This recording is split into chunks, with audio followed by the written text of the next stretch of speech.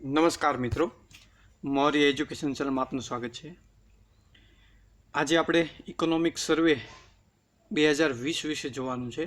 આર્થિક સર્વે 2020 જે જીપીએસસીની class 1-2ની PI, STI કે ડીવાયએસઓ માટે ખૂબ જ મહત્ત્વની બાબત છે, જેમાંથી સ્ટેટમેન્ટ સ્વરૂપે સવાલ પૂછાય છે. આર્થિક સર્વેક્ષણના આશરે 5 થી 6 સવાલો પૂછાય છે. તેમજ આ જે વિડીયો છે એમાં જે ઇકોનોમિક સર્વે છે ચેપ્ટર 1 અને ચેપ્ટર 2 એમાંથી જે મહત્ત્વની બાબતો હતી એ તમામ મહત્ત્વની બાબતો કે જેમાં મહત્ત્વનો ડેટા સમાયેલો છે એ તમામ મહત્ત્વની બાબતોને અહીંયા સમાવેશ કરેલો છે. તો આ વિડીયો આગામી જીપીએસસીની કોઈ પણ પ્રકારની પરીક્ષા માટે, ચાહે એ પ્રિલિમિનરી હોય કે મેન્સ હોય, એના માટે ખૂબ મહત્ત્વનો સાબિત થશે. તો ચાલો શરૂઆત કરીએ ઇકોનોમિક સર્વે.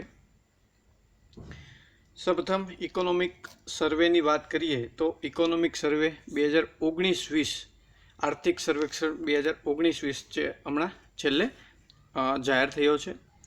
આર્થિક સર્વેક્ષણ એટલે એક એવો દસ્તાવેજ જે નાણાં મંત્રાલય દ્વારા, ખાસ યાદ રાખવાનું છે, આ એક સ્ટેટમેન્ટ સ્વરૂપે પૂછાઈ શકે, નાણાં મંત્રાલય અંતર્ગત મુખ્ય આર્થિક સલાહકાર દ્વારા તૈયાર કરવામાં આવે છે, એમની ટીમ દ્વારા તૈયાર કરવામાં આવે છે.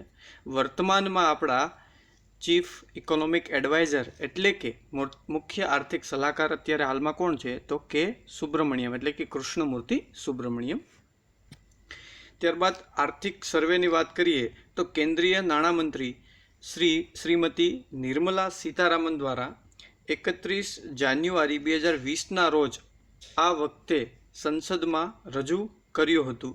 નોંધનીય બાબત એ છે કે સામાન્ય રીતે બજેટ રજૂ કરવાના એક દિવસ અગાઉ એ આર્થિક સર્વે, ઇકોનોમિક સર્વે રજૂ કરવામાં આવે છે. ખાસ યાદ રાખજો, આ વર્ષે 31 જાન્યુઆરી 2020ના રોજ ઇકોનોમિક સર્વે સંસદમાં પેશ કરવામાં આવ્યો હતો. ત્યારબાદ આગળ મહત્ત્વની બાબત જોઈએ તો ઇકોનોમિક સર્વે 2019-20ની મુખ્ય થીમ શું હતી?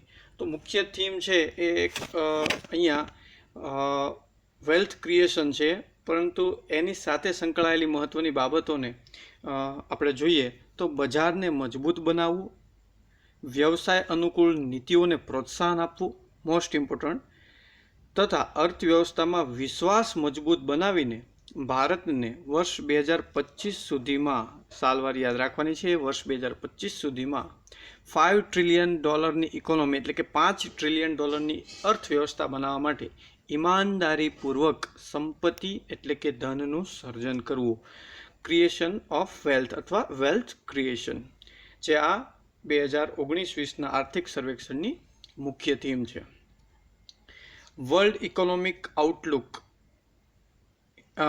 IMF દ્વારા પ્રસિદ્ધ થાય છે, જેના જાન્યુઆરી 2020ના અહેવાલ મુજબ ભારતની ઇકોનોમી 2020માં 5.8 રહેવાનું અનુમાન કર્યું છે. ખાસ યાદ રાખજો, વર્લ્ડ ઇકોનોમિક આઉટલુક જે આંકડા જાહેર કરે છે IMF દ્વારા જે પ્રસિદ્ધ થાય છે, એમાં ભારતની જે ઇકોનોમિક છે એ 5.8% વિકાસ દર સાથે રહેવાનું અનુમાન એમને કર્યું છે. ત્યારબાદ વર્ષ 2018-19માં ભારતનો જીડીપી નોમિનલ પ્રાઇસ પર કેટલો રહેશે? તો કે 19.1 લાખ કરોડ એટલે કે $2.7 ટ્રિલિયન હતો. મોસ્ટ ઇમ્પોર્ટન્ટ છે, 18-19માં ભારતનો જે જીડીપી દર છે એ $2.7 ટ્રિલિયન હતો, જે 2019-20માં વધીને 2.9 એટલે કે $2.9 ટ્રિલિયન ની ભારતની ઇકોનોમી બની ગઈ છે, જે વિશ્વની 5મી સૌથી મોટી ઇકોનોમી બનવા જઈ રહી છે. ત્યારબાદ ઇકોનોમિક સર્વેની કેટલીક બેઝિક બાબતો જોવી હોય તો આ રીતે કે આર્થિક સર્વેક્ષણ છે એ નાણાં મંત્રાલય અંતર્ગતના આર્થિક મામલાનો જે વિભાગ છે એના અંતર્ગત મુખ્ય આર્થિક સલાહકાર હાલમાં કોણ છે? કૃષ્ણમૂર્તિ કે સુબ્રમણ્યમ છે. તો ખાસ યાદ રાખવાનું છે આપણે. ત્યારબાદ એના દ્વારા તૈયાર કરવામાં આવે છે.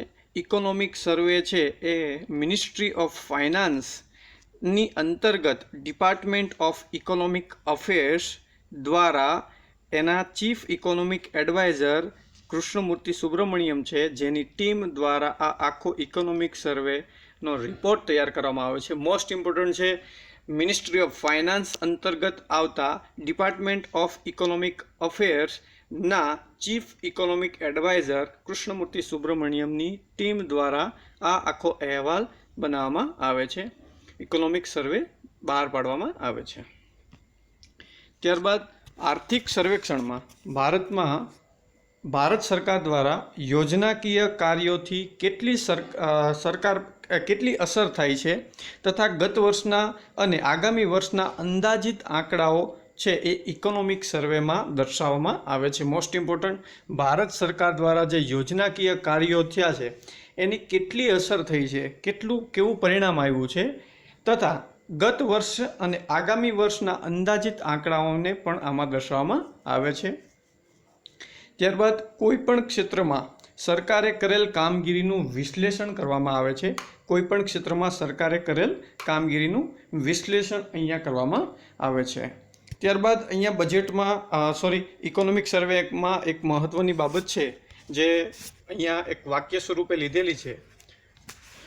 તમિલ સાહિત્યની એક પુસ્તકમાંથી લીધેલું વાક્ય છે, make money there is no weapon sharper than it to sever the pride of your foe. પૈસા બનાવો, યાદ રાખજો, મેક મની, પૈસા બનાવો, તમારા દુશ્મનનું ગમન તોડવા માટે પૈસાથી તીવ્ર કોઈ જ હથિયાર નથી. તો યાદ રાખજો, આ એક તમિલ સાહિત્યની પુસ્તકમાંથી એક લીધેલું વાક્ય છે. આ પણ આપણી જે ઓવરઓલ થીમ છે ઇકોનોમિક સર્વેની, વેલ્થ ક્રિએશનને સજેસ્ટ કરે છે, સૂચન કરે છે. ત્યારબાદ main theme of economic survey 2019-20ની જે મેઇન થીમ હતી એ વેલ્થ ક્રિએશન ઉપર આધારિત છે. ત્યારબાદ આ વર્ષના જે આર્થિક સર્વેક્ષણ છે એને લેવેન્ડર કલરમાં ચેપ્ટર 1 એન્ડ ચેપ્ટર 2 એવા 2 વોલ્યુમમાં પ્રસિદ્ધ કરવામાં આવ્યું છે. જેનું સૂચન લેવેન્ડર કલર કોનું સૂચન કરે છે તો 100ની નવી નોટ જે જાહેર કરી છે એનો કલર લેવેન્ડર કલર છે એનું આ સૂચન કરે છે અને એના માધ્યમથી વેલ્થ ક્રિએશનની બાબતનું પણ સૂચન કરે છે. ત્યારબાદ આગળ વધીએ.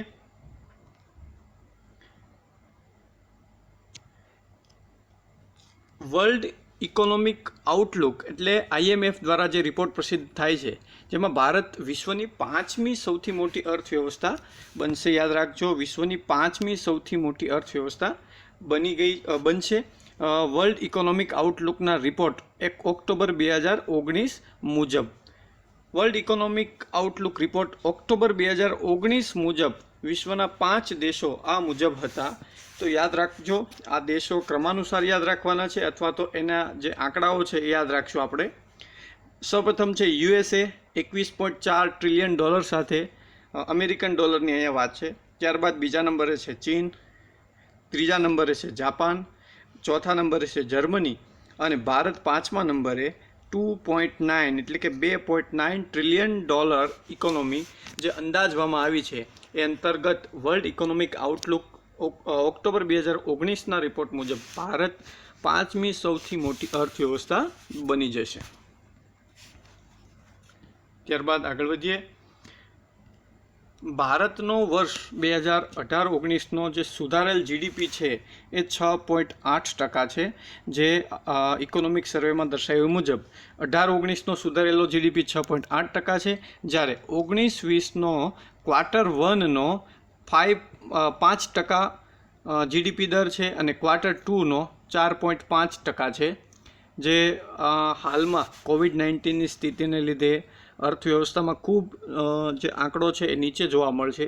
કદાચ 0ની આજુબાજુ, એટલે કે ગત વર્ષની સરખામણી છેલ્લા ઘણા વર્ષોથી જે ભારતની ઇકોનોમી છે એને ઠેસ પહોંચી છે, એમાંય ખાસ કરીને આ COVID-19ને લીધે ખૂબ અસર થવા પામી છે. વર્ષ 2019-20 માટે સરકારનો અંદાજિત GDP મોસ્ટ ઇમ્પોર્ટન્ટ છે એ 5% રહેવાનો અંદાજ સરકારે રજૂ કર્યો છે. વર્ષ 2020-21 માટેનો જે GDP દર છે એ 6 થી 6.5% સુધી રહેવાનો અંદાજ રાખવામાં આવ્યો છે. આ ડેટા ખૂબ મહત્ત્વનો છે, અહીંયા નોંધ લેજો ખાસ. કે 20-21 માટે જીડીપી દર છે એ 6% લઈને 6.5% સુધીનો રાખવા રહેશે એવો અંદાજ સરકારે ઇકોનોમિક સર્વે 2019-20માં રજૂ કરેલો છે. ત્યારબાદ ભારતનો છેલ્લા 5 વર્ષનો જીડીપી દર છે એ અહીંયા મૂકેલો છે, તમે સ્ક્રીનશોટ કરીને નોટ કરી શકો છો, કારણ કે સ્ટેટમેન્ટ સ્વરૂપે સવાલ પૂછાય છે, કમ્પેરિઝન સ્વરૂપે જ્યારે પૂછાય ત્યારે. તો 16-17માં સૌથી વધુ 8.2, ત્યારબાદ લોએસ્ટ છે 2019-20 5%નો અંદાજ રાખવામાં આવ્યો છે. ત્યારબાદ આગળના વર્ષે એટલે કે 20-21 માટે 6થી 6.5% સુધી રહેવાનો અંદાજ રાખવામાં આવ્યો હતો, પરંતુ વર્તમાન કોવિડની સ્થિતિને ધ્યાનમાં રાખીને ઇકોનોમિક સર્વેમાં જે ડેટા રાખવામાં આવ્યા છે, અંદાજ રાખવામાં આવ્યા છે, એનાથી ઘણું બધું ઓછું જઈ શકે છે. ત્યારબાદ આગળ જોઈએ તો રાજકોષીય ખાધની વાત કરીએ તો જીડીપીના કેટલા ટકા છેલ્લા 4 વર્ષમાં જોવા મળી છે રાજકોષીય ખાધ? તો વર્ષ 2019-20માં જીડીપી છે એના 3.3% અંદાજવામાં આવી છે. 19-20ના જે ઇકોનોમિક સર્વેમાં છે એ 3.5% રાજકોષીય ખાધ ફિસ્કલ ડેફિસિટને અંદાજ રાખવામાં આવી છે. 18-19માં જે 3.4% હતી, 17-18માં 3.5% હતી અને વર્ષ 2016-17માં 3.5% હતી, જેને આપણે 3.5% 3.5માંથી ઘટાડીને 3.3 સુધી લઈ જવાનો અંદાજ રાખવામાં આવ્યો છે ફિસ્કલ ડેફિસિટને, એટલે કે રાજકોષીય ખાધને.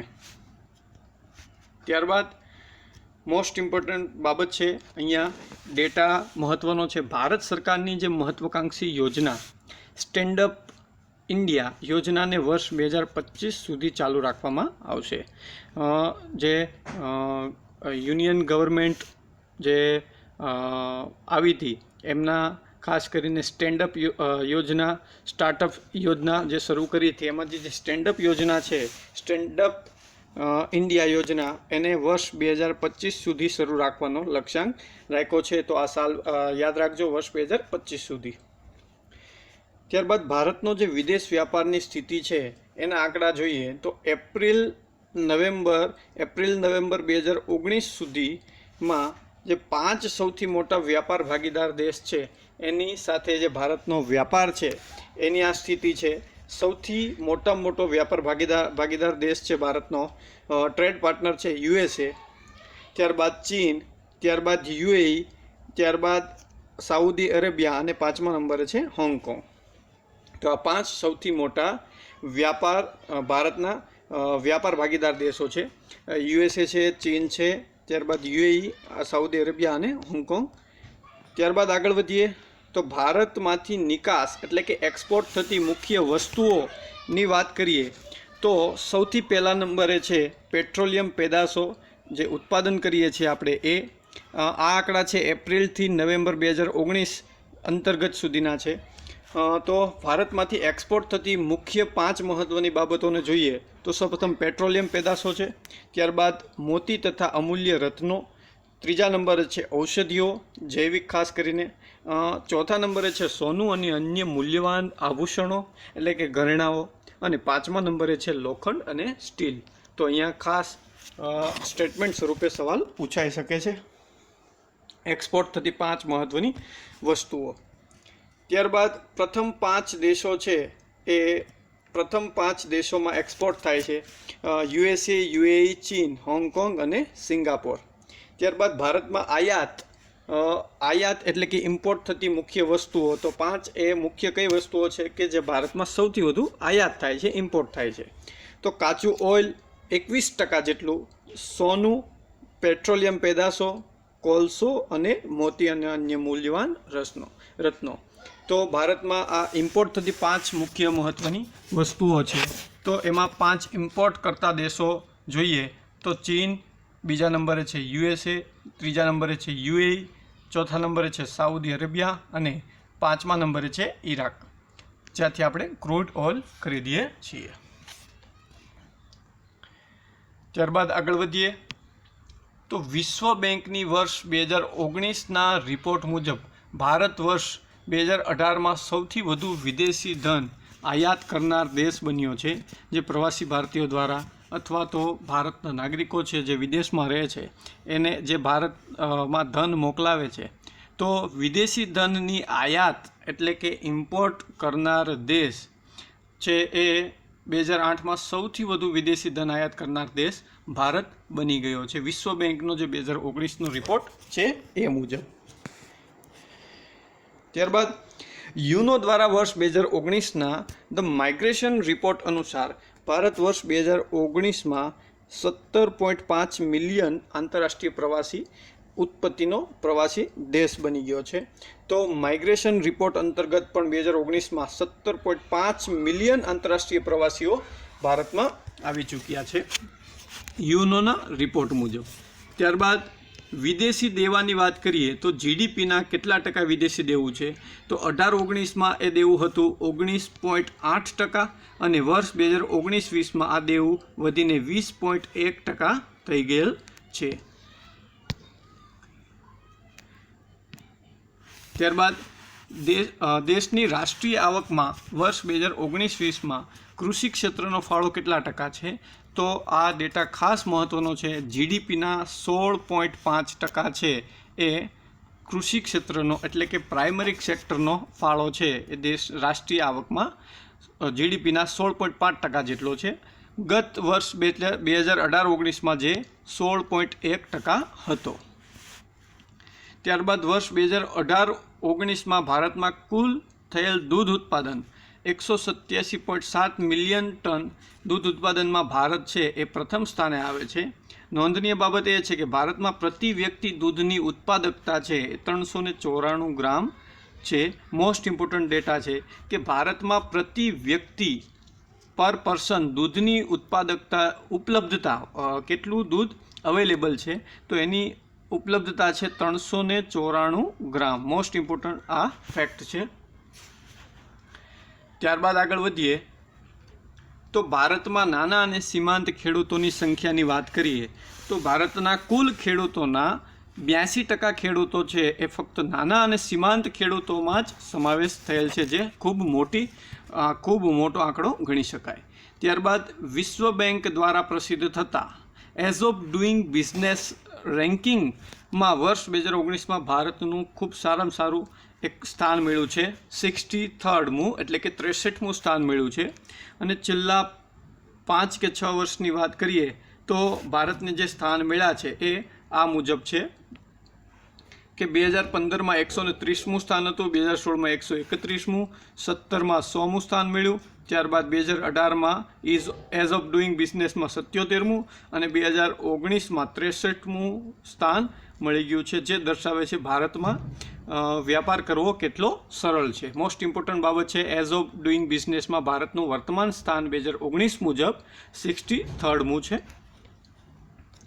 ત્યારબાદ આગળ વધીએ તો ભારતમાં કયા દેશમાંથી સૌથી વધુ એફડીઆઈ આવે છે, તો આ પણ સવાલ અહીંયા પૂછાઈ શકે કે ભારતમાં સૌથી વધુ એફડીઆઈ છે એ સિંગાપોરમાંથી ફર્સ્ટ આવે છે. ત્યારબાદ બીજા નંબરે છે મોરેશિયસ, થર્ડ નંબર પર છે નેધરલેન્ડ, ફોર્થ નંબર પર છે અમેરિકા અને 5મા નંબર પર છે જાપાન. તો એફડીઆઈની બાબતમાં સૌથી વધુ કયા દેશમાંથી એફડીઆઈ ભારતમાં આવે છે, તો સિંગાપોર, સેકન્ડ નંબરે મોરેશિયસ, નેધરલેન્ડ, અમેરિકા અને જાપાન, એમ ક્રમાનુસાર 5 દેશો સૌથી મહત્ત્વના છે. તો સિંગાપોરની વાત કરીએ તો $16.22 અરબ એફડીઆઈ ભારતમાં આવે છે. ત્યારબાદ વિશ્વમાં કાચા લોખંડ અને સ્ટીલ ઉત્પાદનમાં ભારતનું સ્થાન બીજા નંબર ઉપર રહેવા પામ્યું છે. પ્રથમ નંબરે ચીન છે. ખાસ કરીને કાચું જે લોખંડ છે અને સ્ટીલ ઉત્પાદન છે એમાં ભારતનું સ્થાન બીજા નંબરે છે અને પ્રથમ નંબરે કયો દેશ છે, ચાઇના છે. તો ખાસ યાદ રાખવાનું છે. ભારતમાં પરિવહન ક્ષેત્રની સ્થિતિ દર્શાવી છે અહીંયા કે ભારતમાં કુલ રોડનું નેટવર્ક છે એ 59.64 લાખ કિમી છે. 31 માર્ચ 2018 સુધીની વાત છે. 31 માર્ચ 2018 સુધીમાં 59.64 લાખ કિમી છે એ ભારતમાં રોડનું નેટવર્ક છે. ત્યારબાદ ભારતમાં પ્રતિદિન રોડની નિર્માણની ટકાવારી જોઈએ તો 29.7 કિમી છે. ભારતમાં પર ડે 29.7 કિલોમીટરનો રોડનું નિર્માણ થાય છે, જે આ ડેટા ખૂબ મહત્ત્વનો છે. 29.7 કિમી વર્ષ 2018-19 દરમિયાનની આ વાત છે. ત્યારબાદ ભારત ઇન્ટરનેટના ઉપયોગમાં ભારતનું સ્થાન પ્રથમ છે. મોસ્ટ ઇમ્પોર્ટન્ટ છે, ઇન્ટરનેટના ઉપયોગમાં ભારતનું સ્થાન પ્રથમ છે. પ્રતિ માસ એટલે કે એક મહિનામાં ડેટા વપરાશની બાબતમાં પ્રતિ વ્યક્તિએ ભારતનું સ્થાન પ્રથમ છે. 2014ની વાત કરીએ તો 60 MB જે પર વ્યક્તિ પર મંથ ડેટા ઉપયોગ થતો હતો સરેરાશ, જે 2019માં વધીને 9.8 GB પર મંથ પર વ્યક્તિ. આ ડેટા યાદ રાખવાનો છે. 9.8 GB જેટલો વપરાશ થાય છે, જે ખૂબ જ વધારો દર્શાવે છે.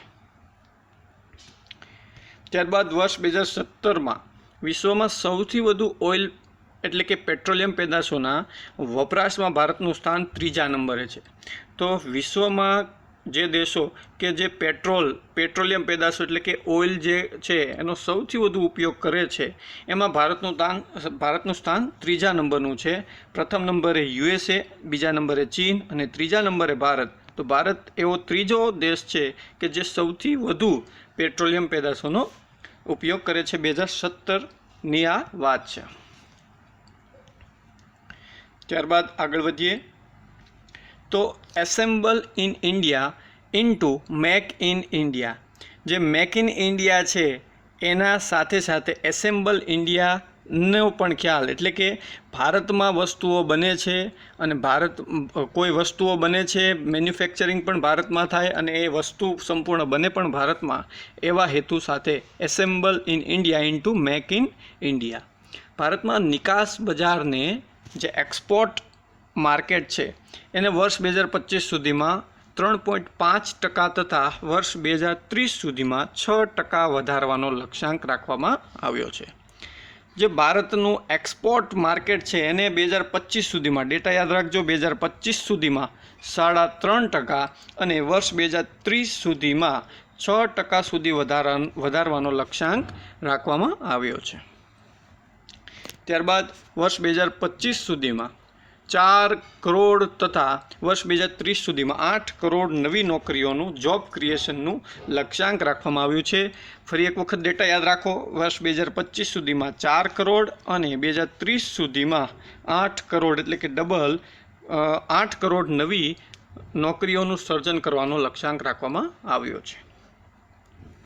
ત્યારબાદ ભારતના કૃષિ ક્ષેત્રનો વિકાસ દરની વાત કરીએ તો વર્ષ 2019માં 2.8%નો વિકાસ દર રહ્યો છે, જે 18-19માં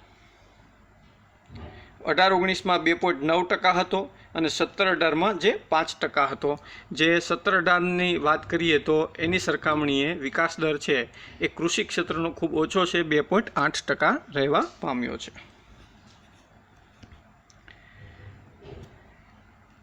ત્યારબાદ ભારતના ઉદ્યોગ ક્ષેત્રનો વિકાસ દરની વાત કરીએ તો 2019-20માં જે ઉદ્યોગ ક્ષેત્રનો વિકાસ દર છે એ 2.5% છે. જે 17-18ની વાત કરીએ તો 5.9% હતો અને 18-19માં 6.9% હતો. આ બધા અંદાજિત આંકડા છે કે જે વર્ષ 2019-20માં 2.5% જેટલો રહેવા પામશે. સેવા ક્ષેત્રના વિકાસની વાત કરીએ તો 2019માં અંદાજવામાં આવ્યો છે 6.9% વિકાસ દર. પ્રાઇમરી સેક્ટર, સેકન્ડરી સેક્ટર અને ટર્શરી સેક્ટરમાંથી ટર્શરી સેક્ટર એટલે કે સેવા ક્ષેત્રનો વિકાસ દર સૌથી વધુ અંદાજવામાં આવ્યો છે. ક્રમાનુસાર અંદાજની વાત કરીએ તો સેવા ક્ષેત્રનો અંદાજ વ્યક્ત કરવામાં આવ્યો છે 6.9%, કૃષિ ક્ષેત્રનો 2.8% અને ઉદ્યોગ ક્ષેત્રનો 2.5% વિકાસ દરનો લક્ષ્યાંક રાખવામાં આવ્યો છે. ત્યારબાદ વર્ષ 2019-20 મુજબ CPI એટલે કે કન્ઝ્યુમર પ્રાઇસ ઇન્ડેક્સ મુજબ જે ફુગાવાનો દર છે એ 4.1% છે અને WPI એટલે કે હોલસેલ પ્રાઇસ ઇન્ડેક્સ મુજબ 1.5% સુધી રહેવાનો અંદાજ વ્યક્ત કરવામાં આવ્યો છે. ત્યારબાદ કરંટ એકાઉન્ટ ડેફિસિટ એટલે કે ચાલુ ખાતાની ખાધની અંદાજિત ટકાવારી 1.5% રહેશે, જે વર્ષ 2018-19માં 2.1% હતી, જે ઘટીને ચાલુ ખાતાની ખાધ છે એટલે કે કરંટ એકાઉન્ટ ડેફિસિટ છે 1.5% અંદાજવામાં આવ્યો છે. ત્યારબાદ ભારતનું વર્ષ 2019માં વિદેશી નાણું ભંડોળ એટલે કે ફોરેક્સ રિઝર્વ 461.2 બિલિયન ડોલરનું થયું છે, જે અત્યાર સુધીનું સૌથી વધુ ભંડોળ છે એ ફોરેક્સ રિઝર્વ છે એ ભારત પાસે આવ્યું છે. 19-20માં જે 461.2 બિલિયન ડોલર સુધી પહોંચી ગયું છે. મોસ્ટ ઇમ્પોર્ટન્ટ છે આ આંકડો, યાદ રાખવાનો છે. ત્યારબાદ આર્થિક સર્વેક્ષણ 2019-20માં કઈ બાબત પર વિશ્વાસ ટ્રસ્ટ મૂકવાનું સૂચન કરવામાં આવ્યું છે? તો પબ્લિક ગુડ પર ખાસ કરીને ટ્રસ્ટ મૂકવાની વાત એ આર્થિક સર્વે 2019-20માં એના ઉપર ભાર મૂકવામાં આવ્યો છે, પબ્લિક ગુડ પર ટ્રસ્ટ કરવો. ત્યારબાદ દેશમાં નવી કંપનીઓ શરૂ કરવાના મામલે વિશ્વમાં ભારતનું સ્થાન છે 3જા નંબરનું છે, કે કોઈ દેશ કે જ્યાં નવી કંપનીઓ કેટલી સ્થપાય છે એ મુજબ ગણીએ તો 3જું સ્થાન ભારતનું છે વિશ્વ આખામાં. સર્વિસ સેવાના ક્ષેત્રમાં સૌથી વધુ ભારતમાં જોવા મળે છે. સર્વિસ સેક્ટર છે એમાં સૌથી વધુ ભારતમાં નવી કંપનીઓ સ્થપાય છે, તો સૌથી વધુ ભારતમાં. અને ઓવરઓલની વાત કરીએ તો 3rd નંબર પર છે. આર્થિક સર્વેક્ષણ 2020 અનુસાર ભારતમાં ધંધો એટલે કે બિઝનેસ શરૂ કરવામાં લાગતો સમય, તો અહીંયા જે કોઈ પણ ફર્મ છે, કોઈ કંપની કે કોઈ ધંધો શરૂ કરવા માટે 18 દિવસનો સમય લાગે છે. મોસ્ટ ઇમ્પોર્ટન્ટ છે કે જે ન્યૂઝીલેન્ડમાં ફક્ત અડધા દિવસમાં કોઈ બિઝનેસ શરૂ કરવામાં લાગતો સમય દર્શાવવામાં આવ્યો છે, તો ન્યૂઝીલેન્ડની સરખામણીએ ભારતમાં ઘણા બધા દિવસો વધારે છે કે કોઈ બિઝનેસ શરૂ કરવા માટે લાગતા દિવસો. એટલે કે બિઝનેસ શરૂ કરવા માટે જે બેઝિક ક્લિયરન્સ જોઈ છે એમાં 18 દિવસ જેટલો સમય લાગે છે, જે ન્યૂઝીલેન્ડમાં ફક્ત અડધા દિવસમાં હાફ અ ડેમાં પૂરું થઈ જાય છે. ત્યારબાદ આર્થિક સર્વેમાં વર્ષ 2019ના વર્ષને બેંકોનું રાષ્ટ્રીયકરણના સુવર્ણ જયંતિના વર્ષ તરીકે પણ દર્શાવવામાં આવે છે. સો આ હતું ઇકોનોમિક સર્વે, આર્થિક સર્વે 2019-20, જેમાં ખૂબ મહત્ત્વની બાબતોનો મેં અહીંયા સમાવેશ કરેલો છે. જે આંકડા દર્શાવ્યા છે એ તમે ફરી એક વખત વિડીયો જોઈને અથવા તો સ્ક્રીનશોટ કરીને તમે એને નોટ્સ કરી શકો છો. So thank you for watching this video. જો આપને આ વિડીયો ગમ્યો હોય તો લાઈક કરજો અને વધારેમાં વધારે મિત્રો સુધી શેર કરજો. તથા જો હજુ સુધી ચેનલને સબસ્ક્રાઈબ ન કરી હોય તો ચેનલને સબસ્ક્રાઈબ કરજો અને બાજુમાં આવેલા બેલ આઇકનને ટિક કરજો, જેથી તમને આવા જ વિડીયોની નોટિફિકેશન સમયસર મળતી રહે. So thank you very much.